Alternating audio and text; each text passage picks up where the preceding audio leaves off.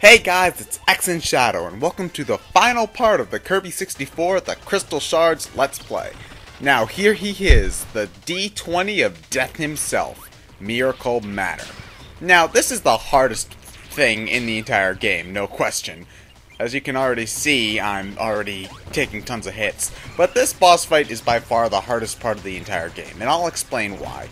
As you can see, Miracle Matter is shifting forms occasionally. Like right now, he's in a rock form, and earlier he was in an electric form. You see, he takes the forms of all the different copy abilities you've been using over the course of the game, like this is Cutter form. And the thing is that you can only hurt him with copy abilities that correspond to that form. Like for example, I'm using Cutter to hurt him right now, and he's taking damage for it. But if I were to try Fire against the Cutter form, it wouldn't work. So basically that means that copy abilities are essentially useless in this section of the game. Now, that's what makes this boss fight so hard, is that copy abilities are essentially useless. You're stuck with just sucking things up and spitting them back out at him. And the problem, now, that doesn't seem like it would be too hard, but the thing is that a lot of Miracle Matter's forms can be sort of hard to dodge. It takes a lot of memorization to realize what do you do with which form, how do you get the most damage out of an attack, you know, and there are just some forms that are always going to give you trouble. Like for example, the form that gave me the most trouble when I started was Cutter form, so that's why I tried as hard as I can to get the Cutter form dead as quickly as possible. You see, after you do enough damage to a form, that form will be dead, and Miracle Matter won't be able to use it anymore. So, for example, I did enough damage to the Cutter form early on that he won't be using it for the rest of the match. So, a strategy that I would recommend is saving the easier forms to dodge for the end of the match. Like, for example, I never had trouble dodging his Cutter form, which we haven't actually seen yet. But if you know that you can dodge, let's just... Oh wait, I'm sorry, I'm completely contradicting myself. You see, this is the Spike form, and this is a form that I never really had trouble dodging. So, if you've got forms that you can dodge easier than other forms, you might want to save those so that you can get rid of the other forms first. It's just like, some forms are harder to dodge, and if he keeps on using those over and over again, you're going to take more damage.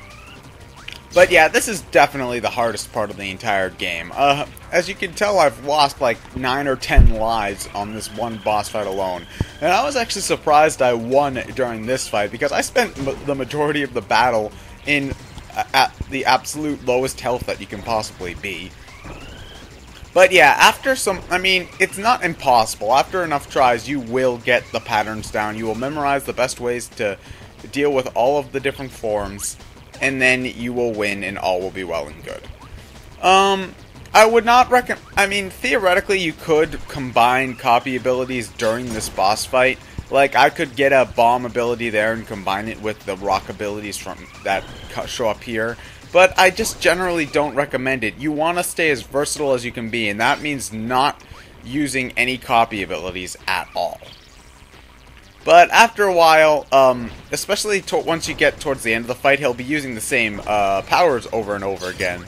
And then it'll be a lot easier to get hits on them, because you'll know exactly what he's going to do next. Like at the very end, you know that he's stuck with, let's just say, Rock and Bomb.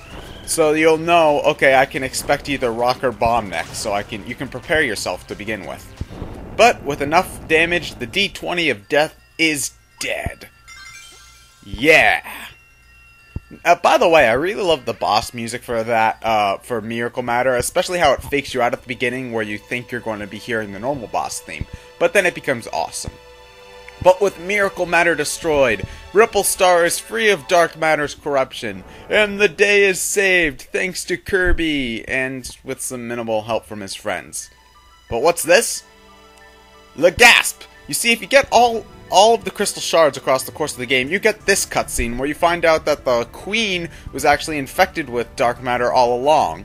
If you don't get all the Crystal Shards, you'll get an ending where Kirby and friends leave, and you'll see like the Queen laughing maniacally. But however, we got all the Crystal Shards, so now we get the Warp Star's only appearance in this game, and the first appearance of Kirby's cell phone, which we'll be seeing later in Amazing Mirror. But now we have access to the final level of the game, Dark Star. Now, the level itself is pretty much a joke. All you have is these dark matter goons, which essentially replace the Waddle Dees for the entire game.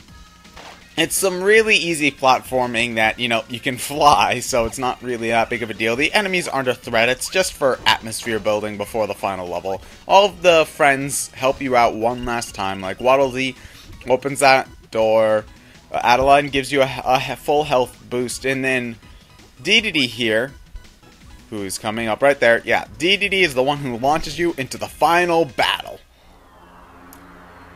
This is Zero 2, the reincarnation of Zero, the final boss from Kirby's Dream Land 1. He's the form of a fallen angel with a bloody eye that bleeds every time you shoot it. Most disturbing Nintendo boss ever. Seriously, there's blood in a Kirby game. There's no blood in Mario or Metroid or Zelda, but in a Kirby game, there's fucking blood. It's ridiculous. But anyway, I should say that this final boss music against Zero 2 is by far the best track in the game. Oh yeah, fun little trivia there. If you press the pause button, instead of it saying try again and continue, it says continue or tough it out. You can't quit this boss fight. But anyway, as I was saying, this boss theme is epic. One of my favorite final boss themes of all time. It's just, it fits the mood so well. So anyway, yeah, the basic strategy for the boss fight goes as follows. It's sort of a it's a shooter sort of section. You move with the control pad, you shoot with the B button, and you can use the L and R buttons to change the camera angle like I'm doing right now. The first thing you want to do is shoot his eye a bunch of times in the first phase. And then you want to go, once he sort of shifts, you want to shoot inside of the halo as many times as you want. Then, after you shoot inside the halo enough times, the little cactus thing on his underside will be exposed, and then you can shoot that to actually do some damage to him. But before you do that, you're going to want to shoot the little red things on his side there. Notice how one's gone on the right, but the other on the left is still there. You see, if you destroy them, his mobility goes down, which makes the boss fight a lot easier in general. So, as you can see here, I did enough damage to his eyes, so now I can start shooting his halo. And now that I shot his halo, I'm going to try to shoot the red feathers on his wing. And now that I've done that, I can focus solely on the cactus thing, which is farting at me. Ew. Anyway, Zero 2, I love this boss fight to death. Now, it's pathetically easy, I'm not gonna lie. Miracle Matter might as well be the final boss, but it's just the scale and the epicness, and that music always helps.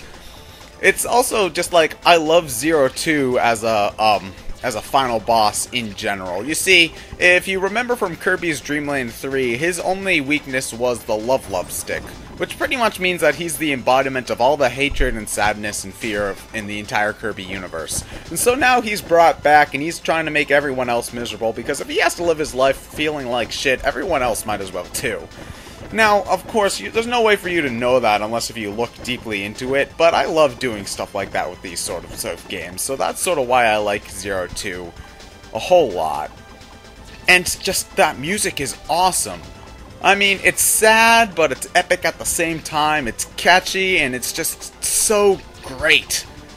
Anyway, yeah, it's sort of odd to see the final section of a Kirby game be a shooter, of all things, but you know, it works. It works for some reason. I don't know why, but this section always just gets me pumped up, and I always look forward to reaching the end of Kirby 64. But with that, Zero 2 is no more. And like all good bosses, he explodes. For no good adequate reason, mind you, but he explodes. Anyway, with Zero 2, the essence of all dark matter destroyed, dark matter itself is eliminated from the universe. That is until they need it for a new Kirby sequel, that is. And with that, the day is saved for real this times. Bum ba bum bum ba da bum bum bum bum bum bum bum bum bum bum bum bum ba ba ba ba. Yeah, this is essentially the end of A New Hope. But oh my god, the fan fictions are already being written. Seriously, this is the only time we get any sort of romantic insinuations with Kirby, which is odd, I think. But yeah, that was Kirby 64, the Crystal Shards, and I'm gonna tell you, it is one fantastic game. I mean, it is by far my favorite Kirby game. Okay, maybe not by far, but it's definitely my favorite Kirby game. The thing that makes Kirby 64 work for me is the copy abilities, honestly. Being able to mess around with the different copy abilities, combine them with other stuff, etc, etc. It's the best part of the game, you know? Being able to, if the first time you play the game, you don't know any of the copy abilities, and then just by luck you combine Cutter and Electric, and then you're being Darth Maul Kirby. It's just so cool. And I'm sad that they never really brought back this sort of dynamic to any other Kirby games. They sorta did with Squeak Squad, but that seemed kinda half-assed in my opinion. But it's like Kirby 64 just had everything right. I mean, it's a little bit slow-paced in some sections, and there are definitely a lot of god dang it moments. But it's just like, overall the game is just so atmospheric. Well, not exactly atmospheric, but I love the locations in the game, I love the music, I love the areas, I love the puzzles, I love the bosses. Just everything about this game makes me happy inside. You know, it's the first time you're able to play as King Dedede, it's the first time where we really see Kirby do anything beyond the dreamland we've seen. It's just, I love it to death. So anyway, that was it for Kirby 64, the Crystal Shards. I hope you enjoyed this playthrough. I'm ExandShadow, and I'll see you guys later.